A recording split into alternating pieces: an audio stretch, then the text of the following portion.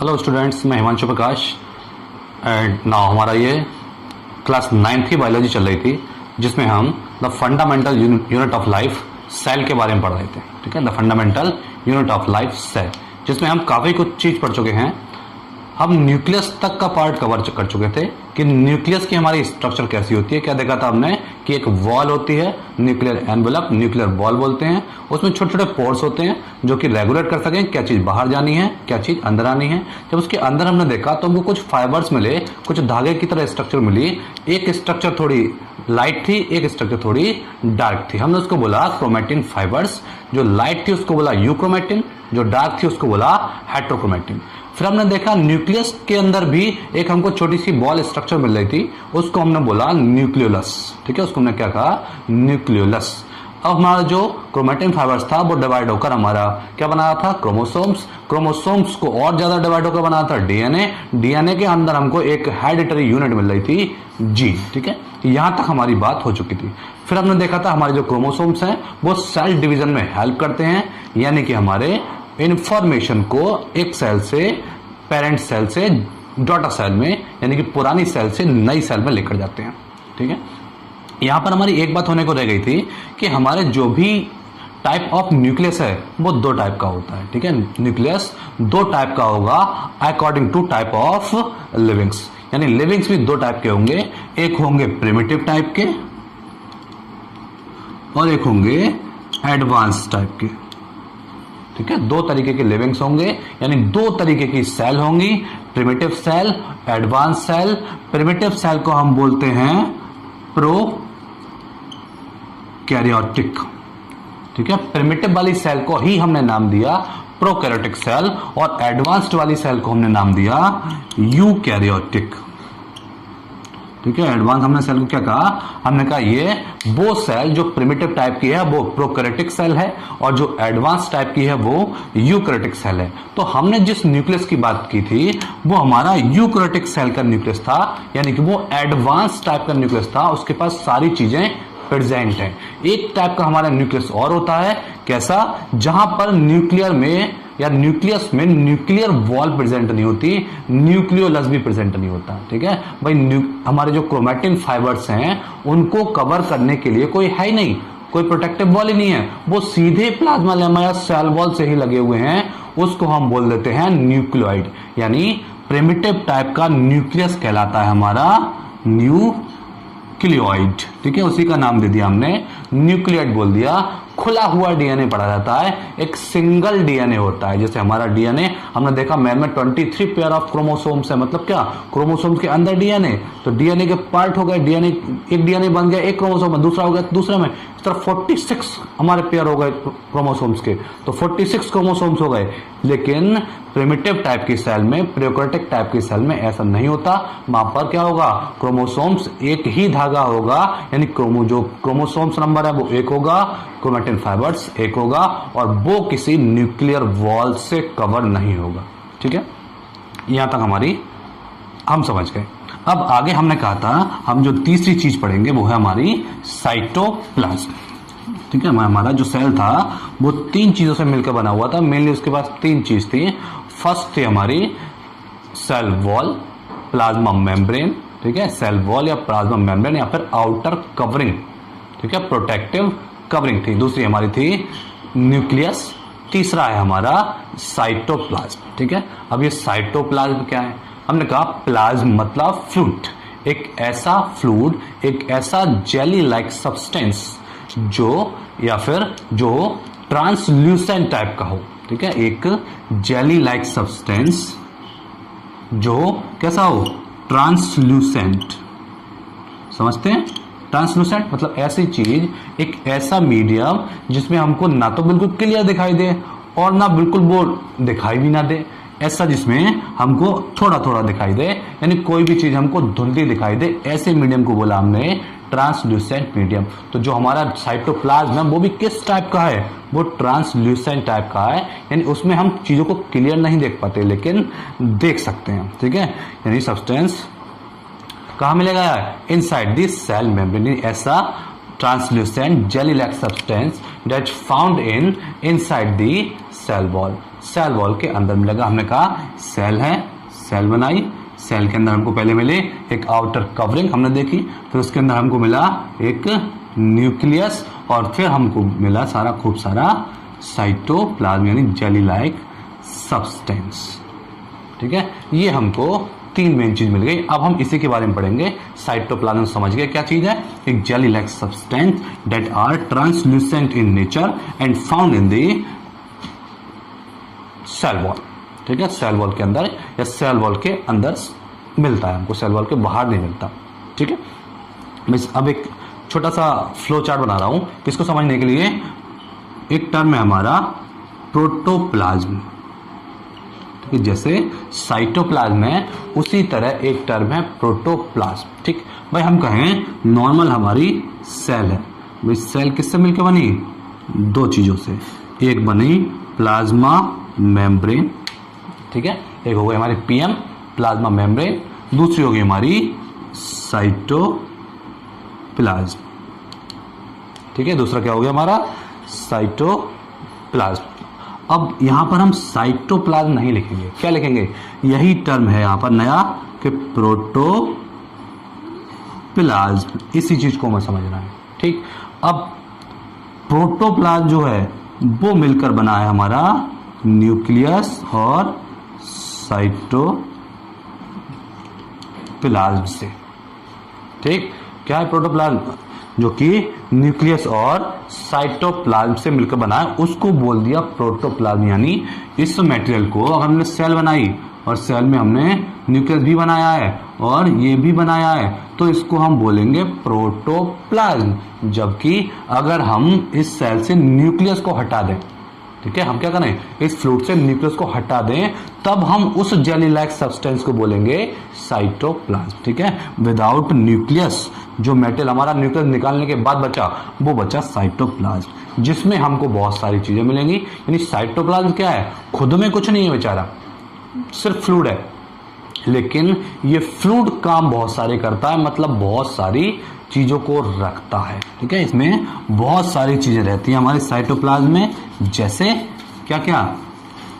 सबसे पहले होगा, हमने कहा ये हमारा साइटोप्लाज्म, इसमें हमको मिलेगा, क्या मिलेगी? 2 चीज मिलेगी। एक मिलेगी हाइलोप्लाज्म,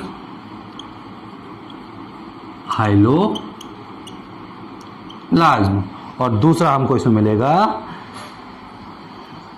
साइटोप्लाज्मिक स्ट्रक्चर। ठीक है, क्या होगा? साइटोप्लाज्मिक स्ट्रक्चर, यानी कि क्या? Cell organelles. इसको हम क्या बोलते हैं? दूसरा नाम है इसका सेल ऑर्गेनेल्स। ठीक है, यानी हमको यहाँ 2 चीज मिलेंगी, एक हाइलोप्लाज्म और एक सेल ऑर्गेनेल्स। ठीक, हाइलोप्लाज्म क्या है? सेल ऑर्गेनेल्स निकालने के बाद जो सारा मैटर बचा उसको बोला हाइलोप्लाज्म। ठीक है, जैसे प्रोटोप्लाज्म क्या था? न्यूक्लियस विद साइटोप्लाज्म, साइटोप्लाज्म क्या था? Without nucleus metal. ठीक, अब हमने क्या करा? सारे सेल ऑर्गेनेल्स भी निकाल दिए, तब हमको जो फ्लूइड मिला, खाली जो वाटर बचा उसको बोला हमने हाइलोप्लाज्म। ठीक है, तो हमको इसको कुछ खास नहीं पढ़ना है, हमको क्या पढ़ना है? हमको पढ़ना है सेल ऑर्गेनेल्स, जो हमारे सेल में फंक्शनेबल हैं, जो काम की चीज है वो है सेल ऑर्गेनेल्स। ठीक है, अब फिर से पुरानी चीजों पर पहुंचिए, थोड़ा बैक जाइए। ठीक है, बैक चलते हैं। हमने कहा था कि सेल हमारा एक हाउस है। ठीक है, शुरू से ही हम यही कहते आ रहे हैं, सेल हमारा एक घर है। ठीक है, मान लो ये हमारा एक घर है। हमने कहा घर में क्या होगा? Dining room, living room, kitchen, ठीक है, रेस्ट रूम, सारी चीजें होंगी। ठीक है, घर में बहुत सारे रूम्स होते हैं। कभी देखा है एक घर में कुछ नहीं, कोई रूम नहीं है, एक ही रूम में आपने कहा किचन कहाँ है? उनके देखो गैस रखी हुई है, किचन। हमने कहा लिविंग रूम कहाँ है? वो बेड पड़ा हुआ है, लिविंग रूम। रेस्ट रूम कहाँ है? वो चेयर पड़ी हुई है, रेस्ट रूम। ठीक है, ये क्या हो गया? ये तो प्रिमिटिव लिविंग हो गया। जो प्रिमिटिव टाइप के लिविंग्स हैं उनके ऐसा कुछ नहीं होता, उनके कोई चैम्बर्स है ही नहीं, एक ही कमरा है, एक कमरे में सारा, वहीं जहां गैस रख गई वो किचन हो गया, जहां बेड रख गया वो लिविंग रूम हो गया, जहां कुर्सी रख गई, चेयर रख गई, वो रेस्ट रूम हो गया। ठीक है। लेकिन जब हम जाते हैं किसी एडवांस्ड हाउस में, ठीक है, किसी अच्छे घर में जाते हैं तो हम क्या मिलता है, लिविंग रूम अलग होगा, ठीक है, डाइनिंग रूम अलग, खाना खाने का कमरा अलग है, रहने का अलग है, बनाने का अलग है, रेस्ट रूम अलग है, ठीक है। आप कोई घर में एंट्री किया, वो घर में घुसते ही ये नहीं देख लेगा किचन कि देखना है उसको खाना क्या बनना है, तो सीधे गेट पर खड़ा हुआ, बोला अरे सामने देखो गैस रखी हुई है।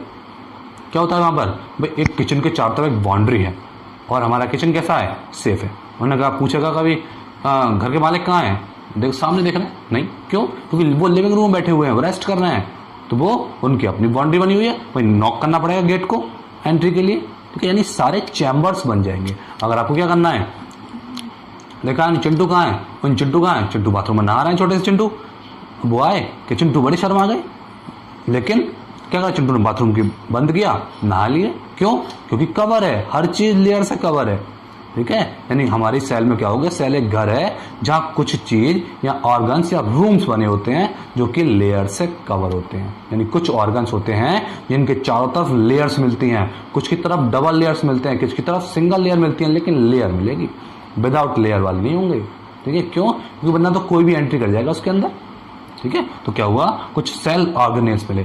अब हमको भाई पढ़ना है कि कौन कौन से सेल ऑर्गेनेल्स हमको या कौन कौन से रूम हमको मिलते हैं और वो क्या क्या वर्क करते हैं, ठीक है। कौन कौन से रूम मिले और उन्होंने क्या क्या वर्क किया, ठीक है। सबसे पहले हमारा जो है वो है एंडोप्लाज्मिक रेटिकुलम, ठीक है। पहला सेल ऑर्गेनेल्स, यानी पहला सेल ऑर्गेनेल जिसके बारे में हम पढ़ेंगे वो है एंडोप्लाज्मिक रेटिकुलम। दूसरा है हमारा गोल्जी अपरेटस, ठीक है। अभी हम नाम देख रहे हैं, गोल्जी अपरेटस, दूसरा हमारा गोल्जी अपरेटस, ठीक है। तीसरा है हमारा माइटोकॉन्ड्रिया, ठीक है। तीसरा क्या है हमारा, माइटोकॉन्ड्रिया। अभी नाम देखिए, नोट करते जाइए। तीसरा है माइटोकॉन्ड्रिया, फोर्थ है हमारा प्लास्टिड, ठीक है। हमको जो 9 के लेवल पढ़ना है वो नाम बता रहा हूं। फर्स्ट है हमारा एंडोप्लाज्मिक रेटिकुलम, सेकंड हमारा राइबोसोम, थर्ड हमारा माइटोकॉन्ड्रिया, फोर्थ हमारा प्लास्टिड, उसके बाद पढ़ना है हमको लाइसोसोम, ठीक है। डिटेल इनके बारे में बाद में पढ़ेंगे, अभी नाम है लाइसोसोम। नेक्स्ट है हमारा लाइसोसोम के बाद वैक्यूल, ठीक है। नेक्स्ट हमारा क्या है, वैक्यूल। इतने ऑर्गन्स हमको पढ़ने हैं, ठीक है। क्या क्या हो गया भाई, सबसे पहले एंडोप्लाज्मिक रेटिकुलम, गोल्जी अपरेटस, फिर माइटोकॉन्ड्रिया, उसके बाद प्लास्टिड, वैक्यूल्स, ठीक है। इतनी सारी चीजें हमने पढ़नी है, सबको हमको धीरे धीरे देखना है, ठीक है। और हमारा लास्ट वन इज लाइसोसोम। क्यों, इनको ही क्यों पढ़ना है, क्योंकि ये मेन ऑर्गन है जो कि सारे मेन फंक्शन करेंगे, इंपॉर्टेंट फंक्शन करेंगे, ठीक है। जैसे सबसे पहले हम पकड़ते हैं एंडोप्लाज्मिक रेटिकुलम को, ठीक है। हमने पहला ऑर्गन देखा, यानी हम घर में एंट्री मारी और घर में हमने क्या देखा कि हमको एंडोप्लाज्मिक रेटिकुलम मतलब जो हमारा हेड है, ठीक है, जो हमारा हेड है, देखिए, ठीक है। मान लो ये हमारा घर है, ऐसा हमने देखा, ये हमारा घर का गेट है, घर के गेट में हमने एंट्री की, एंट्री करते हमको सामने देखा हमारे के यहाँ हेड रहते हैं जो कि सारा फंक्शन संभालते हैं। तो फंक्शन संभालने वाले के पास क्या होना चाहिए, गेट होना चाहिए, ताकि कोई भी एंट्री ना कर जाए। तो वहां पर क्या था, न्यूक्लियर एनवेलप थी, न्यूक्लियर मेम्ब्रेन थी, लेकिन न्यूक्लियर मेम्ब्रेन के पास भी क्या है, भूल भुलैया बना दी ताकि कोई भी यहाँ ना पहुंच पाए, ठीक है। न्यूक्लियर मेम्ब्रेन के चारों तरफ एक ऐसा रास्ता बना दिया, एक ऐसा पजल बना दिया जिसको सॉल्व करने के बाद ही कोई हेड तक पहुंच पाए, ठीक है। हेड तक सारे आदमी नहीं पहुंच पाएंगे, भाई आपको पहले एक पजल सॉल्व करनी पड़ेगी, ठीक है। एक पजल का आंसर देना पड़ेगा, यानी रास्ता वो देखा है पेपर में आता है कि एक यहाँ पर एक टेढ़ा मेढ़ा रास्ता बना दिया ऐसा करके कि चूहे को यहाँ से और यहाँ तक पहुँचाना है, तो बड़ा घूम घूम के पहुँचाना पड़ता है, ठीक है। वही रास्ता है हमारा क्या, एंडोप्लाज्मिक रेटिकुलम। रेटिकुलम का मतलब होता है जाल, ठीक है। क्या है, रेटिकुलम का मतलब है एक जाल, एक नेट। एंडोप्लाज्मिक मतलब ऐसा जाल जो प्लाज्मा के यानी साइटोप्लाज्म के अंदर मिलता है, ठीक है। साइटोप्लाज्म के अंदर है, न्यूक्लियस के अंदर नहीं है, ठीक है। हमने किसको बोला था, साइटोप्लाज्म। न्यूक्लियस के बिना जो पार्ट है वो साइटोप्लाज्म है, तो न्यूक्लियस के बाहर एक जाल की तरह, एक नेट की तरह स्ट्रक्चर मिल रही है, उसको हमने बोल दिया एंडोप्लाज्मिक रेटिकुलम। कुछ ऐसी स्ट्रक्चर है, ठीक है। इस स्ट्रक्चर में आपको 3 ऑर्गन मिलेंगे। एक मिलेगी इस तरह से कुछ प्लेट मिलेगी लंबी लंबी, ठीक है, कुछ लंबी प्लेट मिलेंगी, कुछ इन प्लेट के चारों तरफ उन प्लेट के टुकड़े मिलेंगे, ठीक है, और छोटी छोटी राउंड बॉल्स मिलेंगी, ठीक है। 3 चीज मिलेंगी, सिस्टर्नी, इसको बोलेंगे सिस्टर्नी, दूसरे को बोलेंगे वेसिकल और तीसरे को बोलेंगे ट्यूब्यूल्स, ठीक है। एक को बोला सिस्टर्नी, पाइप्स को बोला सिस्टर्नी, दूसरे को बोला वेसिकल और तीसरे को बोला ट्यूब्यूल्स। यानी 3 मेजर पार्ट से मिलकर हमारा एंडोप्लाज्मिक रेटिकुलम बना होता है, सिस्टर्नी, वेसिकल और ट्यूब्यूल्स, ठीक। अब यहाँ पर हमको जानने वाली क्या बात है, ठीक है भाई, इसके हमने जान गए कि न्यूक्लियस के चारों तरफ, ठीक है, क्या होगा, एक न्यूक्लियस रहेगा हमारा, उस न्यूक्लियस के चारों तरफ क्या है, इस तरह से कवरिंग हो रखी है ताकि कोई भी आकर एंट्री ना कर जाए, ठीक है। इस तरह से कवरिंग बना दी ताकि कोई भी जब आए, कोई भी मटेरियल जब न्यूक्लियस की तरफ आए तो वो एक भूल भुलैया के रास्ते से होकर जाए, यानी कि न्यूक्लियस उसको डिफाइन करे कि तुमको आना है या नहीं आना है, ठीक है। न्यूक्लियस बताएगा कि अगर तुम सारी जो भी प्रॉब्लम से पार करके पहुंच गए तब तुम हमारे पास आने लायक हो, वरना हमारे पास आने लायक हमारे मतलब के हो ही नहीं। हमारे मतलब तक वही पहुंच पाएगा जो रास्ता जानता हो, ठीक है। जैसे भाई अगर किसी को 9th या 10th में टॉप करना है, ठीक है, तो क्या करेगा, रास्ता क्या है, स्टडी एंड मोर स्टडी, तो वही तो पहुंच पाएगा हाई लेवल पर, पोजीशन पर, जो मोर स्टडी करेगा। सेम यही कहानी है कि जिसको रास्ता पता होगा, जिसको रास्ते की स्टडी होगी वही पहुंच पाएगा न्यूक्लियस तक, ठीक है। अब यहाँ पर हमारा जो एंडोप्लाज्मिक रेटिकुलम है, ठीक है, फंक्शन बाद में, पहले इसके टाइप्स कितने होते हैं, क्योंकि इसके फंक्शन इसके टाइप्स पर डिपेंड करते हैं। एंडोप्लाज्मिक रेटिकुलम के फंक्शन उसके टाइप्स पर डिपेंड करते हैं। अगर वो ऐसा टाइप नहीं होता, अगर उसके टाइप ये नहीं होते तब उसके फंक्शन ऐसे नहीं होते। जैसे अगर हम एंडोप्लाज्मिक रेटिकुलम को देखें तो हमको मिलेगा एक एंडोप्लाज्मिक रेटिकुलम पर हमको छोटे छोटे दाने प्रेजेंट मिलेंगे, ठीक है। इस तरह से उसकी पूरी सिस्टर्नी पर आपको इस तरह से दाने मिलेंगे, ठीक है। एक हमको मिलेंगे एंडोप्लाज्मिक रेटिकुलम जिसके सिस्टर्नी पर कोई दाने नहीं होंगे, कोई ड्रॉपलेट्स नहीं होंगे, ठीक। इन दानों को बोलते हैं राइबोसोम, ठीक है, बाद में को डिटेल में पढ़ेंगे। इन हम स्ट्रक्चर को बोलते हैं, छोटे छोटे ड्रॉप्स हैं, छोटे छोटे स्ट्रक्चर हैं, इनको बोला राइबोसोम। यानी अब जिस एंडोप्लाज्मिक रेटिकुलम पर राइबोसोम प्रेजेंट है, जिन पर ये दाने प्रेजेंट है, उनको बोला हमने। अब देखिए जब हम आगे बढ़े तो हमको ब्रेकर की तरह मिलेगी, है ना। ये कैसे हैं, ये ब्रेकर है, कहीं जा रहे हैं हम, रास्ते में ब्रेकर पड़ रहा है, ठीक है। रास्ता कैसा हो गया, रफ हो गया, ठीक है। इन ब्रेकर के मिलने से रास्ता रफ हो गया, जबकि यहाँ पर कोई ब्रेकर नहीं है, ये रास्ता स्मूथ है, ठीक है। तो हमने इसको बोला रफ एंडोप्लाज्मिक रेटिकुलम, और इसको जहां पर रास्ता स्मूथ है, कोई राइबोसोम प्रेजेंट नहीं है, इसको बोला स्मूथ एंडोप्लाज्मिक रेटिकुलम, ठीक है। यानी हमारे endoplasmic reticulum presence of ribosome के अकॉर्डिंग 2 टाइप के होते हैं, एक रफ एंडोप्लाज्मिक रेटिकुलम जिस पर राइबोसोम प्रेजेंट हो, और स्मूथ एंडोप्लाज्मिक रेटिकुलम जिस पर राइबोसोम एब्सेंट हो, ठीक है। 2 तरीके के हमारे राइबोसोम्स हो गए।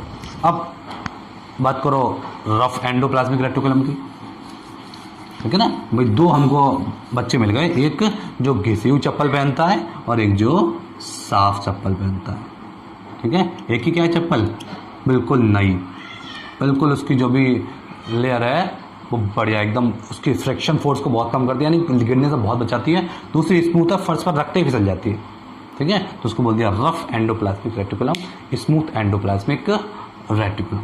अब रफ एंडोप्लाज्मिक रेटिकुलम की बात करते हैं, RER। भाई हमने कहा रफ एंडोप्लाज्मिक रेटिकुलम पर क्या प्रेजेंट है, राइबोसोम, ठीक। और राइबोसोम का काम है प्रोटीन को बनाना, ठीक है। क्या है, प्रोटीन को बनाना राइबोसोम का काम है। और रफ एंडोप्लाज्म क्या प्रेजेंट है, राइबोसोम, मतलब ये क्या करेगा, ये प्रोटीन सिंथेसिस की साइट बनाएगा, यानी ये प्रोटीन सिंथेसिस करने वाले मॉलिक्यूल्स को अपने पास रखेगा। इसके अलावा इसके और भी फंक्शन होंगे, उसमें नंबर फर्स्ट होगा हमारा, यानी रफ एंडोप्लाज्मिक रेटिकुलम कुछ और भी काम करेगा। जैसे इसका पहला काम होगा हमारा सर्कुलेटरी सिस्टम, ठीक है। जैसे जिस तरह से हमारी बॉडी में हार्ट एक सर्कुलेटरी सिस्टम है, इसी तरह से सेल में एंडोप्लाज्मिक रेटिकुलम सर्कुलेटरी सिस्टम की तरह वर्क करता है, चीज़ों को यहाँ से वहाँ पहुँचाना। ठीक है, कोई चीज़ साइटोप्लाज्म में घूम रही है, क्या हुआ, उसने रास्ता देखा और पहुँच गई। कोई चीज़ हमारे हार्ट में है ब्लड, उसने आर्टरी वेन्स रास्ता देखा और जहाँ जाना था वहाँ चली गई, जहाँ जाना था वहाँ गई, ऐसा नहीं कहीं भी गई। ठीक है, जहाँ पर पाइप है, जहाँ पर ऑक्सीजन की रिक्वायरमेंट है वहाँ ऑक्सीजन पहुँचा दी, जहाँ पर आप आपने मेडिसिन खाई, ठीक है, दवाई खाई कहाँ, स्टोमक में, पेन हो रहा था यहाँ पर, किसी के मान लो यहाँ पर पेन हो रहा है, मेडिसिन खाई पेट में, तो वो मेडिसिन यहाँ कैसे असर कर गई, क्या हुआ, उन केमिकल्स को ब्लड लेकर गया। ठीक है, ब्लड के सेल लेकर गए, टारगेट साइट तक पहुंचा दिया। इसी तरह सेल में कौन सी चीज कहाँ जानी है उसको कौन डिफाइन करता है, सर्कुलेटरी सिस्टम कौन है सेल का, एंडोप्लाज्मिक रेटिकुलम सेल का सर्कुलेटरी सिस्टम है, चीजों को पहुंचाने का काम करता है। और साथ में एक और काम है इसका, अगर ये ना हो तो क्या होगा, न्यूक्लियस प्रोटेक्ट नहीं हो पाएगा।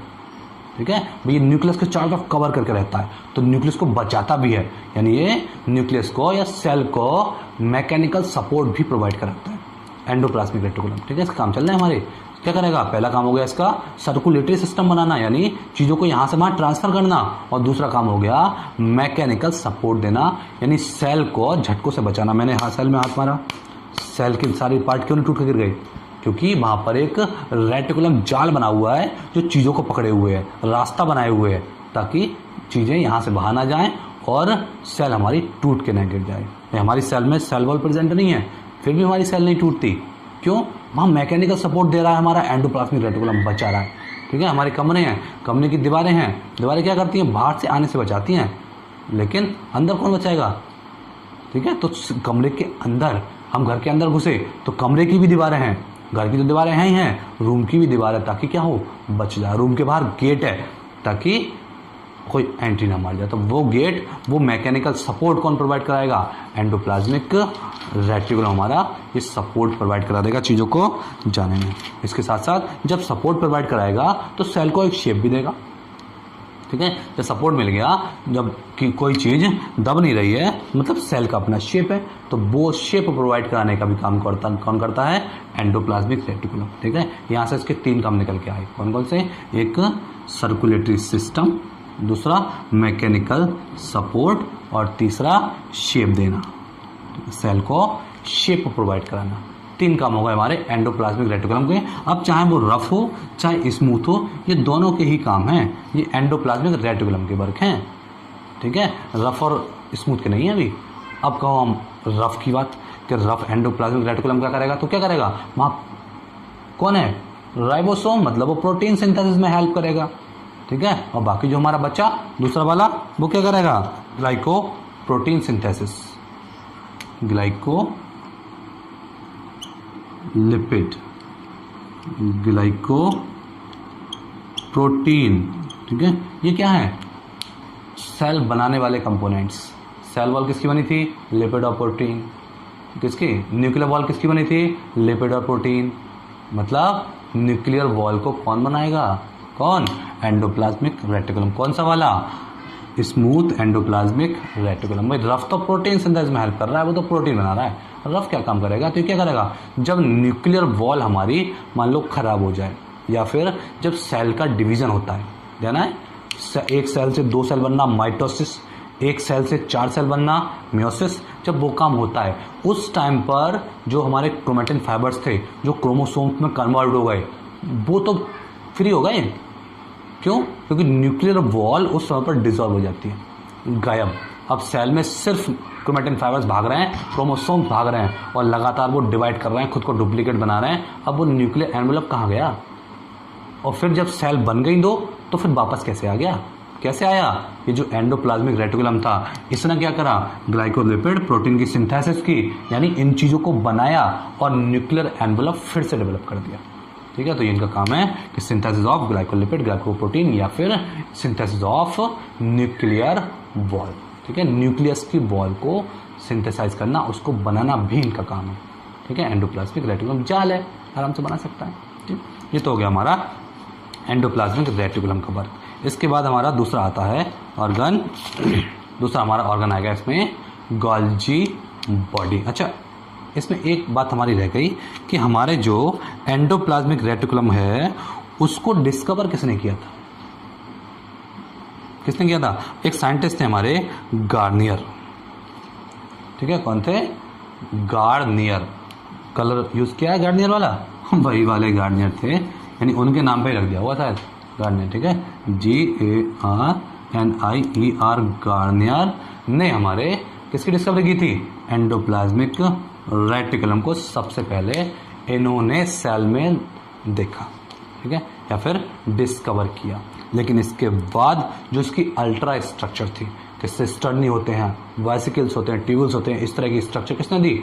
ये देने वाले जो साइंटिस्ट थे वो 3 थे। फर्स्ट थे हमारे पोर्टर।